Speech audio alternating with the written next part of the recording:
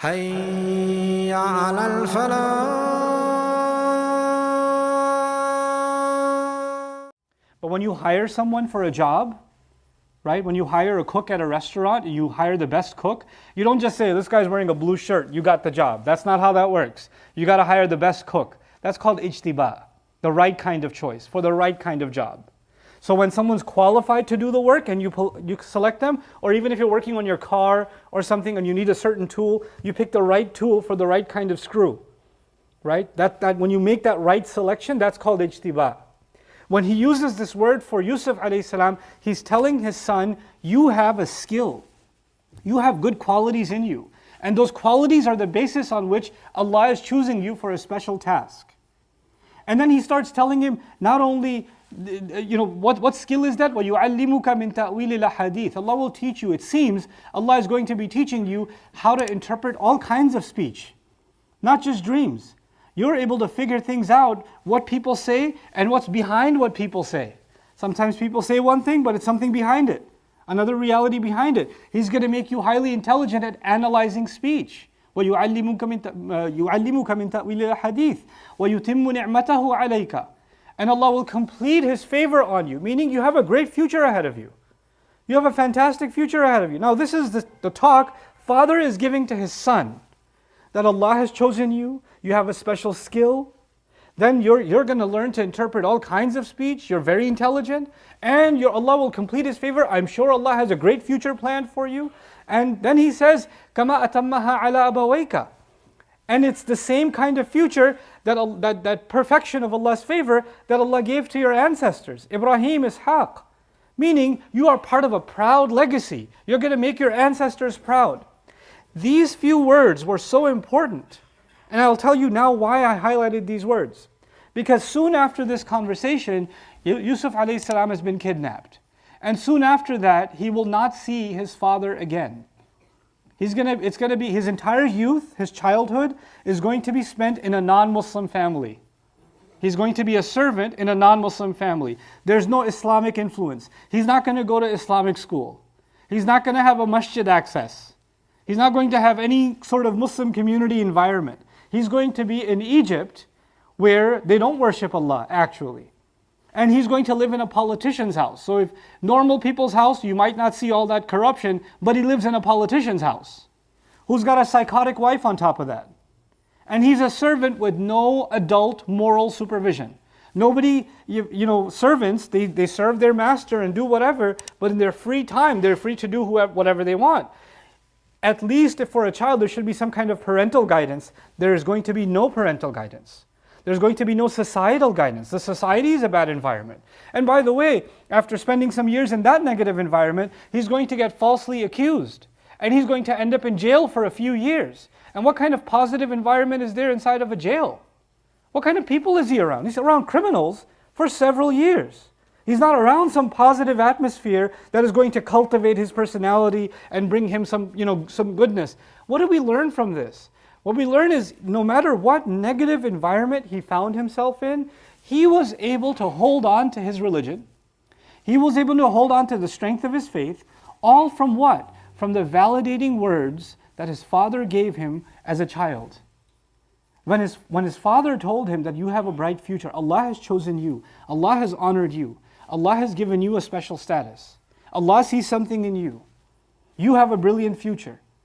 Then when he internalized that as a child, he's able to take that light, and doesn't matter what darkness is around him, it doesn't make him dark. He's still got that light inside of him. Now why is that important to highlight for you and me? Because we have to be careful what we tell our kids. We have to be careful how we talk to our kids. One time I met a fellow who told me, he was doing some work in my house, he told me, brother, can you help me with a question? I said, what's your question? He goes, my son, he's got an anger problem, he punches the wall when he comes home, he kicks things, he yells and screams, I don't know what's going on with him. I was like, what happened recently? And he says, we recently moved from one city to another. It's like, okay, so he lost all of his friends and he's in a new school. Do you know if they're bullying him at school? Do you know if they're making fun of him? What's going on with him? He goes, I don't know, let's talk to his mother knows, I don't know anything. It's like, there's already a problem. You've got the legacy of Yaqub alayhi salam, who doesn't have to ask his son then comes and tells him, because that's how comfortable father and son are with each other. So when a dad sitting here says, I don't know what's going on, some of you will have 20 khutbah suggestions, But if we were to take a step back and say, what is it that you would like to tell your son or daughter that you're proud of in them? That you see that Allah has given them a gift. Something that validates them, makes them feel like they're proud. How many sons and daughters around the world are there starving, dying, for the one time their mom or their dad will say, son, I'm proud of you. Daughter, I'm proud of you. Allah has given you such a talent. Allah has blessed you. I am so proud to call you my son or my daughter. There are people that die for this, and they don't get it from their parents. And even if they get it, like if, for example, one time the daughter decides that she's going to cook something for the first time, she's going to learn to cook to make her mom proud. And she finally learns to cook and make something good, and everybody likes it. The mom says, it's good. Finally, huh?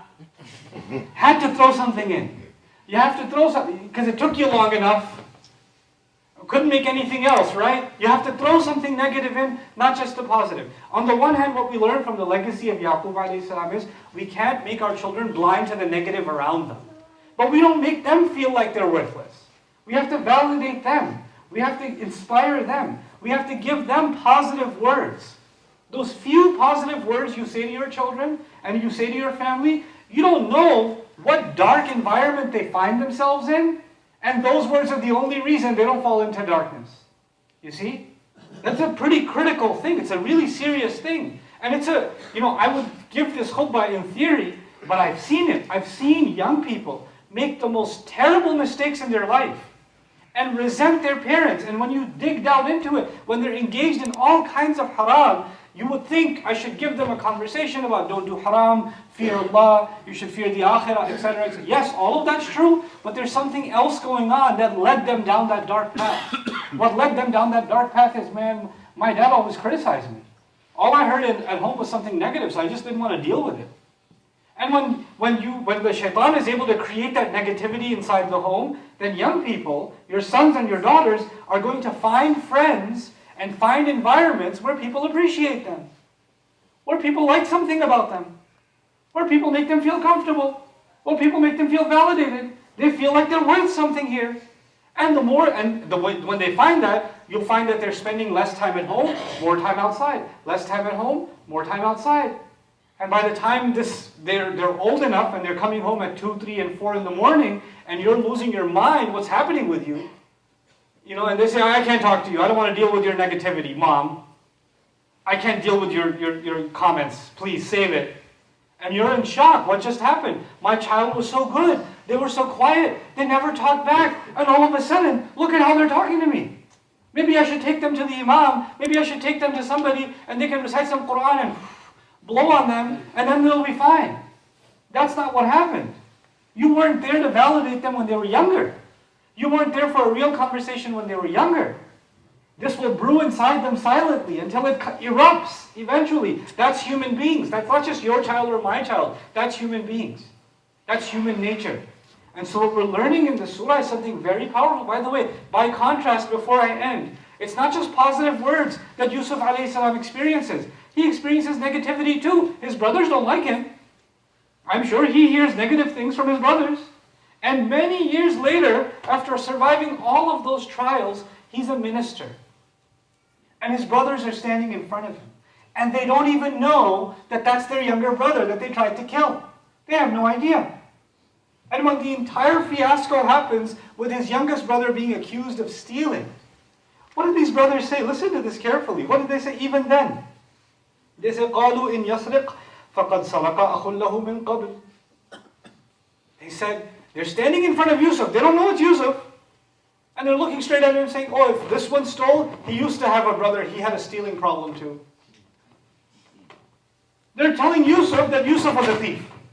And they don't even know they're insulting him to his face. Meaning they used to be degrading and demeaning before. And what does Allah say about Yusuf alayhi salam? He says, when he heard these words, فَأَسَرَّهَا يُوسُفُ فِي نَفْسِهِ. Yusuf kept the feelings he had to himself. The rage he felt, the sadness he felt, the cut and the slander he felt from his own family, he kept it to himself. وَلَمْ يُبْدِهَا لَهُمْ. And he didn't let them see even the look on his face. He kept control and calm. And said to himself, قَالَ أَنْتُمْ شَرٌ مَكَانًا. You're even worse than you used to be. You're even worse. Meaning Yusuf alayhi salam remembers the pain they caused back then. He's an adult. He's gone through many negative things. He's gone through being to being sold as a slave, falsely accused, years in prison. And Allah never mentioned that he kept pain inside him or let out some complaint. But now, when his own brother spoke, the pain came out again. Meaning human beings are capable of tolerating a lot of difficulty from the outside. But the difficulty that family brings to family is much more difficult to swallow. It's much more difficult to overcome. That's the hardest kind of pain. So the positive words that come from family are more important than anybody else. Some of you have a master's degree, some of you are accountants, some of you are engineers, doctors, whatever you are. When you go to the office, people are proud of you. Wow, you're so incredible. Your parents must be so proud of you. Your family must be so proud of you. People want to take a picture with you. People want to just praise you at work, how eloquent you are, how smart you are, how this you are, how that you are. And none of that, those praises come to you and they fall off of you because they don't mean anything. Because when you go home, your own family tells you, you're worthless, you're a disappointment, why couldn't you be more like your brother? Why couldn't you be like this? We should have done this, you should have done that. You call that a real job? That's not a real job. You call that a degree? That's not a real degree. This is what family does. And then all those accomplishments mean nothing, because when they mean something is when validation comes, supporting words come from the family. Be careful of these words, they're an amana. These children that we have, this family that we have, the way we speak to them, you have to be very careful. If you have nothing good to say, stay silent. Just don't say anything. Just don't say anything. And if family is being negative towards you, it's okay. Just walk away. Don't engage with it. Be like Yusuf alayhi, keep it to yourself and let it go. Because nothing good will come of furthering that kind of negativity for yourself.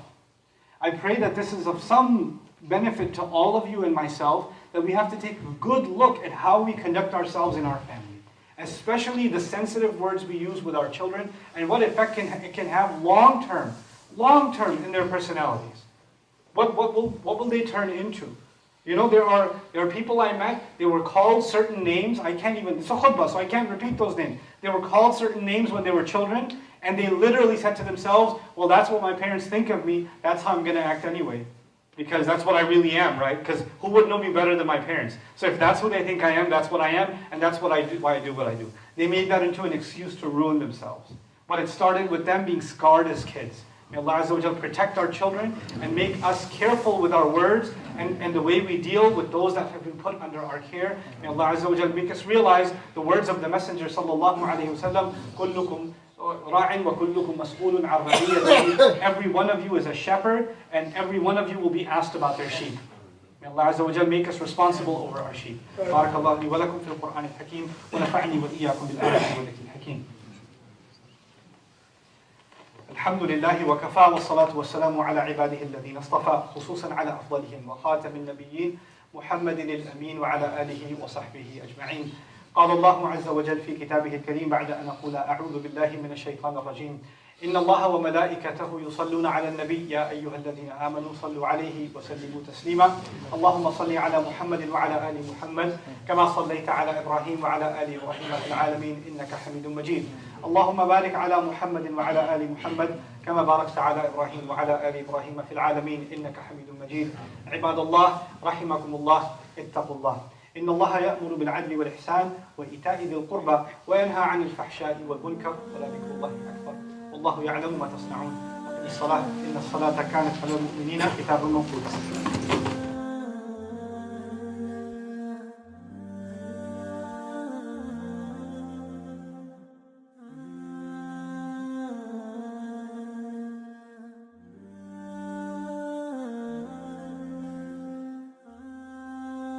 Assalamu alaikum wa rahmatullah. If you enjoyed this video, please do share it with friends and family. If you want to see more videos from this series, click on the box at the top. If you want to see other videos, click on the box at the bottom. And don't forget to hit the subscribe button. Thanks.